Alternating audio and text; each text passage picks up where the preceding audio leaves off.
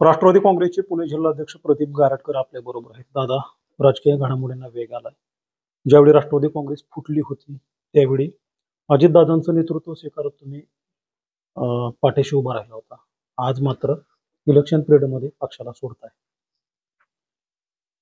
ज्या वेळेला पक्षात फूट पडली त्यावेळेला स्वाभाविकपणे अजितदादांच्या पाठीशी उभं राहिलो. त्याचं कारण त्यावेळेला आम्ही सांगितलं होतं की या तालुक्यामध्ये फूट पडायला नको आमच्यामध्ये.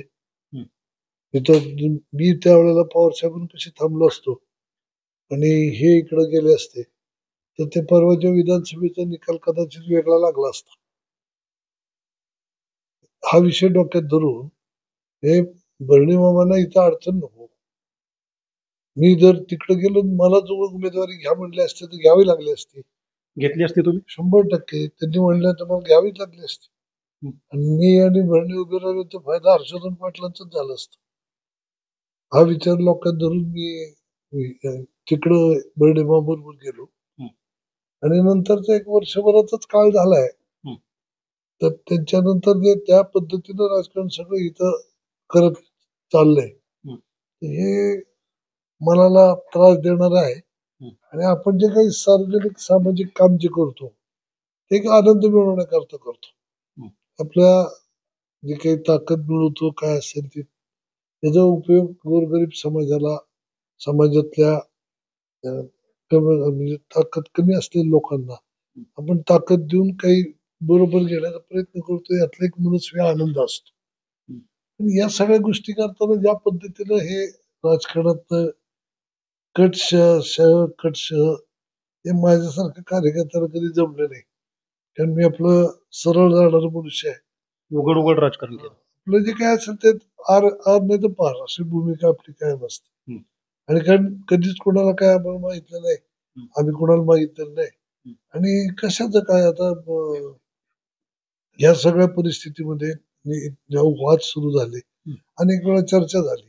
त्या चर्चेत इतकं सगळं उघड स्पष्ट सांगितलं की हे माझ्यासाठी नाहीये. मला नगराध्यक्ष व्हायचं म्हणून हे चाललेलं नाही. राष्ट्रवादीचं नगराध्यक्ष करायचंय. जिल्ह्यामध्ये दादाची ताकद वाढवायची. तर त्यामध्ये आज असलेल्या सगळ्या 17-18 नगरपालिका, नगरपंचायती आपल्या दादाच्या नेतृत्वाखाली आल्या पाहिजे. झेडपी, पंचायत समित्या.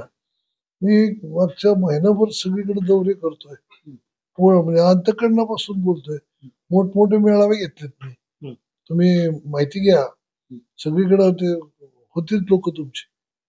बैठका झाल्या सगळ्या लोकांच्या सगळ्या पद्धतीवर. याबरोबर पदवीधरचा मतदान लावून घेण्याचा कार्यक्रम. बरोबर विचारा त्या कोल्हापूरची लोक आली ते जवळपास आता या जिल्ह्यामध्ये 30-35 हजार 40 हजार पदवीधरांची नोंदणी आता झाली असेल दिवाळीच्या आसपास. हे सगळं काम आपण करतोय. म्हणजे हे सगळं करत असताना पक्ष संघटने म्हणजे पक्ष नेतृत्वाचा आपल्यावर विश्वास नाही. ते जर कुठेतरी गावगाड्याच्या ज्यात आपल्याला अडकवत असतील त्याच्यात काय उपयोग नाही. मला काय या नगरपालिकेत मी असावं असं काही इंटरेस्ट असायचं काही कारण नाही.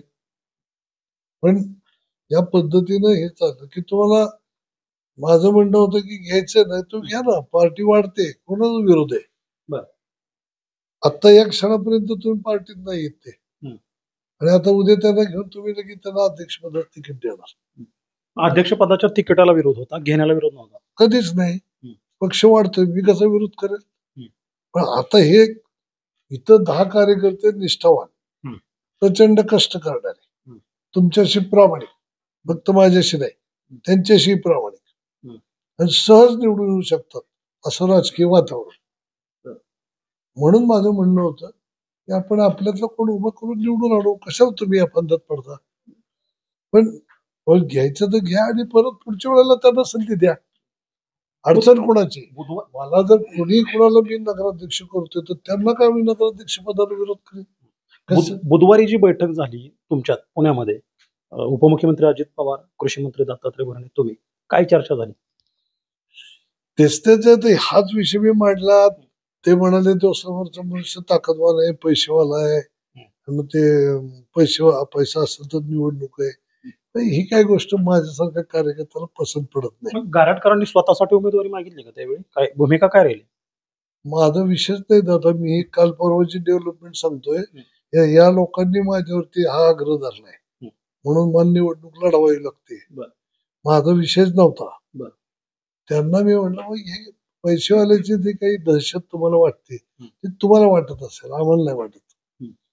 हे पैसा आपल्याला कमी पडतो, जातीपातीचं राजकारण वगैरे ह्याच्या पलीकडे जाऊन संघटना म्हणून काम करण्याचं एक मला सवय आहे आणि त्या पद्धतीचा संस्कार मी बरोबरच्या कार्यकर्त्यावरती घडवतो.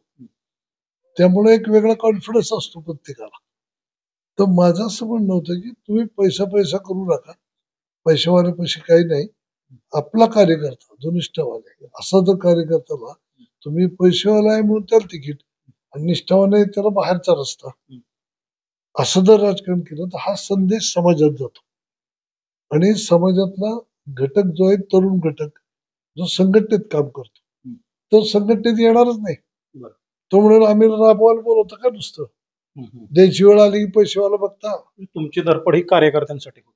100%. बरं, ज्या दिवशी इथं तुमच्या निवासस्थानी तुम्ही आला, संध्याकाळी कार्यकर्त्यांची बैठक घेतली, कार्यकर्त्यांपुढे तुम्ही जे घडलं ते मांडलं, त्यातून तुम्ही पक्षश्रेष्ठींना अर्थात उपमुख्यमंत्री अजित पवार असतील त्यांना इशाराच दिला होता की तुम्ही असं केलं तर आम्ही असं करू. या सर्व घडामोडीनंतर काही तुमचा संपर्क झाला पक्षीय नेतृत्वाशी? काय बोलणं झालं? त्यांचा माझ्याशी थेट संपर्क नाही पण त्यांनी हस्ते निरोप दिले. ते मी चांगलं महामंडळ वगैरे देणार आहे तर मी त्यांना सांगून टाकलं मी महामंडळासाठी नाही चाललंय. काय ऑफर होती महामंडळाचं? काय नाव वगैरे सुचलं? काय महामंडळ देतो म्हणले होते, मलाही माहित नाही. मी म्हणले महामंडळासाठी नाही चाललेलं, या आमच्या आत्मसन्मानाची लढाई आहे. मी पक्ष संघटना कशी चालवायची या संघटनेत ताकद निर्माण केली तर उद्या कुठल्याही निवडणुकीत म्हणून आपलाच कार्यकर्ता निवडून जातो. ही संघटना जर वीक असेल तर कोण निवडून जाईल?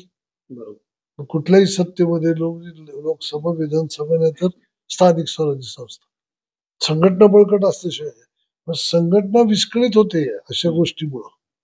हा हे माझा वाद आहे आणि त्यासाठी तुम्ही असे निर्णय करू नका. हा जिथं तुमच्याकडं उपायच नाही आता माणूसच नाही नव्हता ना आम्हाला शंकर मांडेकरला आमच्याकडे माणूसच नव्हता उभा करायला. आम्ही रात्रीच्या 12ला मीच घेतलाय. बरोबर. मीच त्याला रात्री 12 वाजता एबी फॉर्म दिलाय. शंकर मांडेकर बोरचे आमदार, त्याबरोबर कटके शिरूरचे आमदार. आमच्याकडे लढायलाच माणूस नव्हता. नसेल तिथे घ्यावंच लागतं ना, त्यात काय विशेष आहे? आता तुम्ही जसं म्हणल्याप्रमाणे जवळपास राष्ट्रवादी काँग्रेसमध्ये तुम्ही 19-20 वर्ष घालवले. 2006 पासून मला वाटतं तुमची राष्ट्रवादी बरोबर नाळ जुळली गेली. संपूर्ण राष्ट्रवादी एक होते. आता 2025 आहे. बराचसा काळ तुमचा गेलाय. या कालखंडात अनेक आमदारांना एबी फॉर्म तुम्ही दिले, तिकीट वाटले, नगराध्यक्ष केले, नगरसेवक केले, संघटनाही वाढवली, सर्व काही झालं. एवढं सर्व गारटकरांचं योगदान पक्षात असताना देखील पक्षीय नेतृत्वानं का बरं ऐकलं नसावं? का डावललं गेलं किंवा हा निर्णय का डावलला गेला गारटकरांचा, त्यांच्या समर्थकांचा? कोण आहे याच्या पाठीमागे?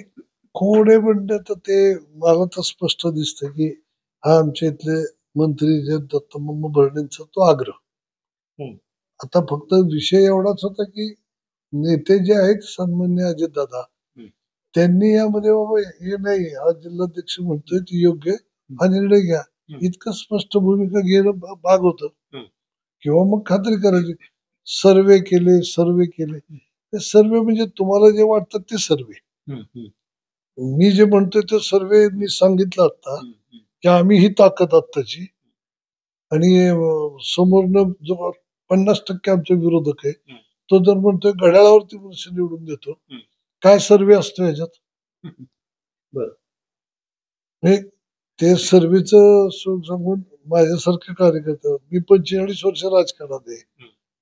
मला हे सर्वेचा विषय सांगायचा आणि हास्यास्पदच सगळ्या गोष्टी या आणि त्याच्यातून आमची त्यात अवहेलना केल्यासारखी माझी भावना निर्माण झाली आणि आपली गरज संपली हे माझ्या लक्षात आलं. हा मग गरज आपली संपली तिथं राहू नये म्हणून हा निर्णय. हा उद्या मी फॉर्म भरणार म्हणणार नैतिक मला अधिकार नाही पक्षामध्ये राहण्याचा. त्यामुळे माझ्या ह्याच्याप्रमाणे मी ते उद्या राजीनामा दोन्ही पक्ष सदस्यत्वाचा पण आणि याचा पण दोन्हीचा राजीनामा देणार आहे. असंही ऐकायला मिळत होतं की तुमच्यात आणि दत्तात्रय भरणे मामा यांच्यात बरं नव्हतं, म्हणजे जे काही संबंध होते ते थोडेसे कुठेतरी विरोधाभासाचे होते, काही धुसफूस होते, काय कारण होते का तसे दोघांचं जरा जुळत नव्हतं असं वाटतं, त्यातून हे सगळं पुढलं घडलं.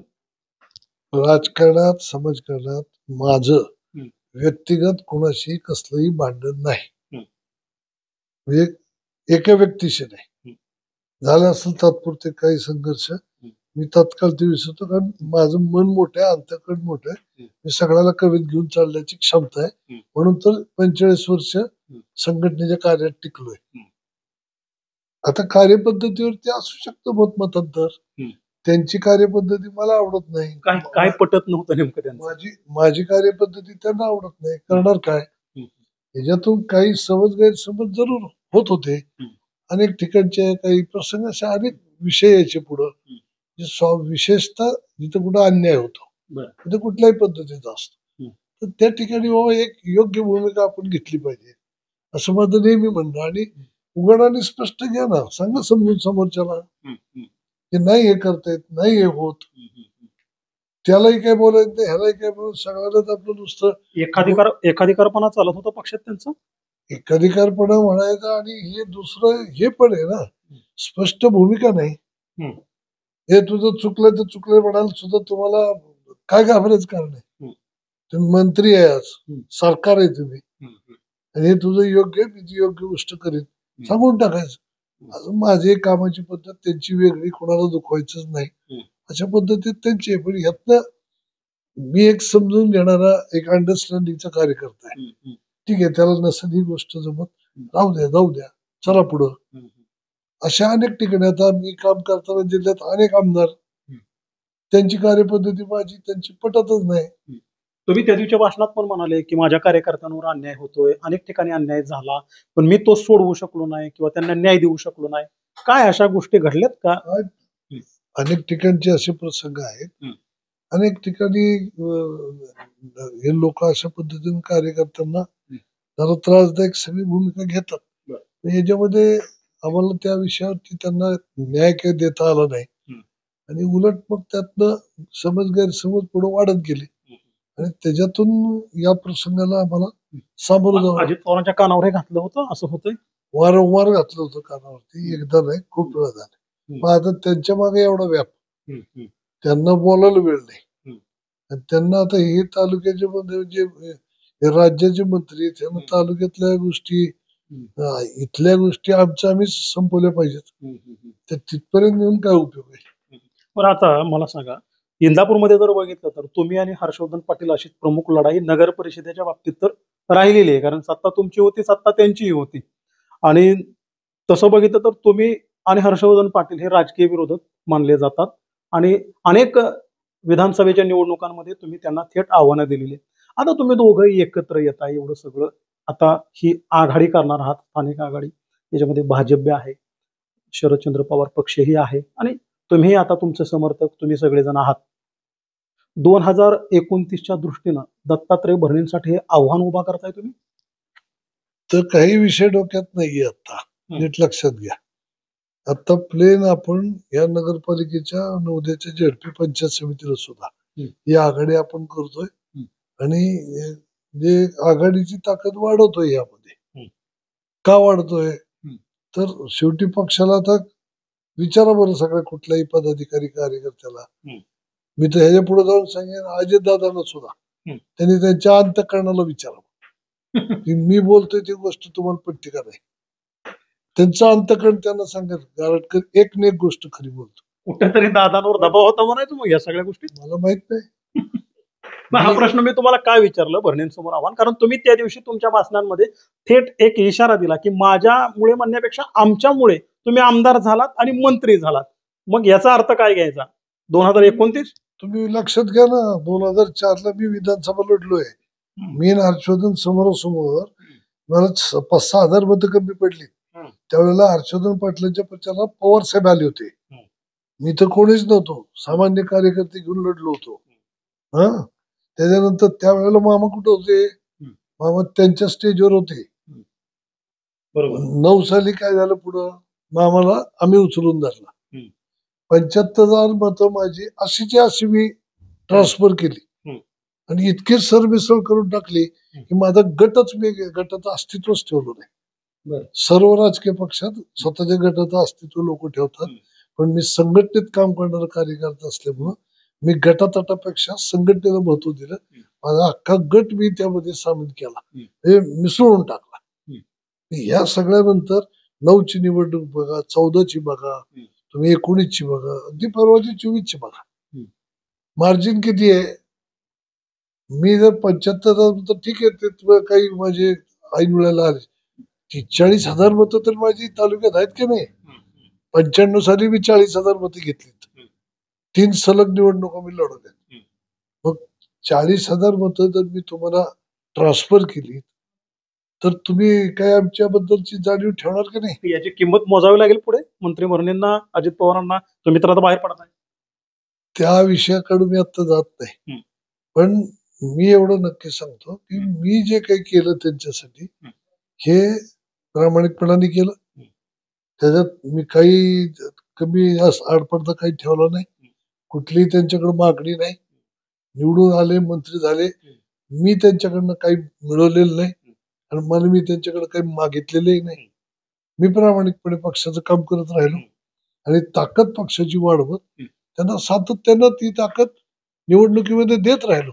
आरोप होत आहेत तरी देखील तुमच्यावर गारटकर एकाधिकारपणा वापरत होते, मर्जीतली माणसं नेमत होते, पैसे घेत होते. काही गुलेंनी आरोप केला, 1.5 कोटी घेतले पुणे बाजार समितीच्या निवडणुकीमध्ये, खात्यात आले नाहीत वगैरे. आता हे काय म्हणायचे आरोपांना काय? ते गुलेंना त्याचं उत्तर आम्ही निश्चित पद्धतीनं वेळेमध्ये देऊ, फक्त ते असं समोरासमोर बसून देऊ. त्यांनाही चांगलं माहिती आहे की कुठलीही निवडणूक लढवताना जबाबदारी ही कुठल्याही निवडणुकीची प्रमुखावरती जिल्हाध्यक्षावर असते. जे काही इलेक्शन फंड करायचा, एकत्र खर्च करायचा, याचं नियोजन काय जे करायचं, ते 4 लोक एकत्र बसून करतात. बरोबर. त्यात ते पण होते. त्याच्यात अशोक पवार त्यावेळेचे आमदार तिथले, ते पण होते. एक कमिटी होती. या सगळ्या कमिटीच्या लोकांनी एकत्रितपणे बसून त्या सगळ्या गोष्टी केलेल्या आहेत. आता हे अशा पद्धतीचे आरोप जर माझ्यासारखं होत असतील तर ते दिसलं तर पाहिजे ना, काय माझ्याकडे काय ते उगीच काही बोलायचं. आणि अशा पद्धतीनं मग इतकं जर ते होतं तर मी इतके दिवस का गप्प बसले? त्या गोष्टीला 2-3 वर्षाचा कालावधी लोटला.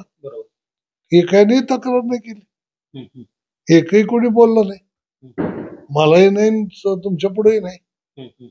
तर मी जेव्हा ही भूमिका घेतली त्यावेळेला आता काहीतरी बोलायचं, बदनामी करायची, हे चालू राहणार.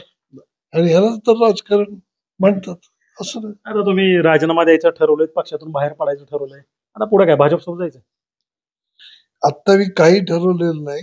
मी आता हे पक्षाच्या सगळ्या पक्षांना एकत्रित घेऊन या ठिकाणी तालुकावर एक स्थानिक विकास आघाडी जी आहे ती आम्ही करतोय. त्या माध्यमातून सर्व निवडणुका लढवतोय. कार्यकर्त्यांना ताकद देण्यासाठीचा हा सगळा प्रयत्न आहे. पंचायत समिती झडपीला हीच असेल, ते पण त्याही वेळेस तिथेही करणारच आम्ही. हीच पद्धत राहणार. हो. आता नगराध्यक्ष पदासाठी उद्या उमेदवारी अर्ज दाखल करत आहे आणि राष्ट्रवादीच्या उमेदवाराच्या विरोधात आता तुम्ही लढणार आहात. किती विश्वास आहे जिंकायला, याचा किती विश्वास आहे? मीच जिंकणार आहे आणि सगळं पॅनल जिंकून आणणार आहे. विश्वासच विश्वास आहे. 100%. आत्ताशी तर सुरुवात आहे. पुढे बघा, माणूस थांबायचं नाही पुढं. खूप खूप धन्यवाद. तर हे होते जिल्हाध्यक्ष प्रदीप गारटकर. राष्ट्रवादी काँग्रेसचा जो या ठिकाणचा उमेदवार आहे भरत शहा यांच्या विरोधात आता जिल्हाध्यक्ष प्रदीप गारटकर यांनी नगराध्यक्ष पदासाठी दंड थोपटलेले आहेत. संपूर्ण पॅनल आघाडीच्या माध्यमातून ते या ठिकाणी उभे करणार आहेत आणि या ठिकाणी राष्ट्रवादी काँग्रेसला म्हणजेच राष्ट्रवादी काँग्रेसच्या उमेदवाराला हरवण्यासाठी किंवा त्यांच्या पॅनलला हरवण्यासाठी भारतीय जनता पार्टी असेल किंवा राष्ट्रवादी काँग्रेस शरदचंद्र पवार पक्ष असेल आणि गारटकर समर्थक असतील, हे सर्व एकटलेले आहेत. त्यामुळे अर्थात कोणी विजयाचा गुलाल लावतोय हे पाहणं देखील महत्वाचं असेल. देवा राखुंडे, NDTV मराठी, इंदापूर.